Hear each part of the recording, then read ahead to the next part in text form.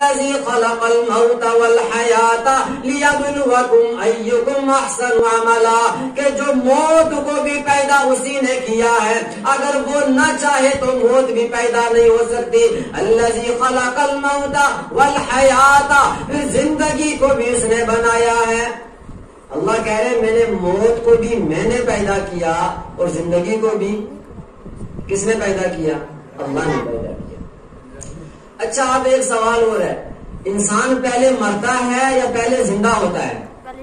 جی پہلے زندہ ہوگا نا، پیدا ہوگا، زندگی ملے گی، پھر جا کر مرے گا۔ لیکن اللہ پہلے کیا کہہ رہے ہیں؟ الذی خلق الموت، کہ میں نے موت کو پہلے پیدا کیا، والحیات، زندگی کو بعد میں پیدا کیا، یہ بتانے کے لیے کہ تمہارا بچہ جس دن پیدا ہو رہا ہے، سال گزرتا ہے، تم اس کے برتھ ڈے منانا شروع کر دیتے ہو۔ یہ برتھ ڈے کیوں مناتے ہو؟ کیا اس چیز کی خوشی ہے یہ بچہ پیدا ہوا ہے؟ لیکن یہ بھی تو ساتھ میں دیکھو، الذی خلق الموت، موت میں نے پہلے پیدا کی ہے۔ کیا پتا جس دن تم خوشی منا رہے ہو اسی دن اس کی موت لکھی ہوئی ہو، کل وہ اسی دن کو مر جائے، پھر کیا کرو گے؟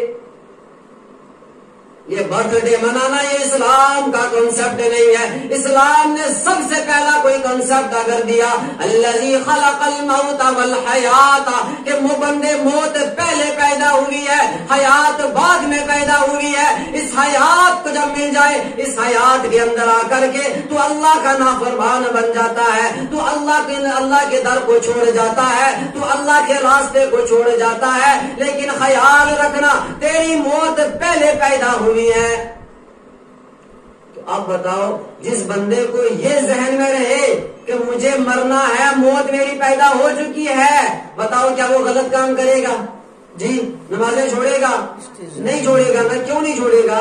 اس لیے کہ اس کو پتا ہے کہ موت ٹھہری آنے والی کس سے ٹالی جائے گی، موت ٹھہری آنے والی کس سے ٹالی جائے گی، جان ٹھہری جانے والی کس سے روکی جائے گی، جان ٹھہری جانے والی کس سے روکی جائے گی، روح رگ رگ سے نکالی جائے گی، تجھ پہ ایک دن خاک ڈالی جائے گی۔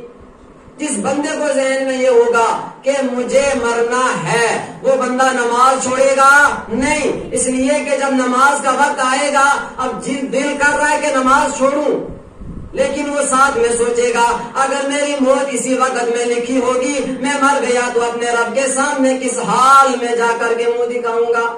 منہ رب کو دکھانا ہے ایک دن۔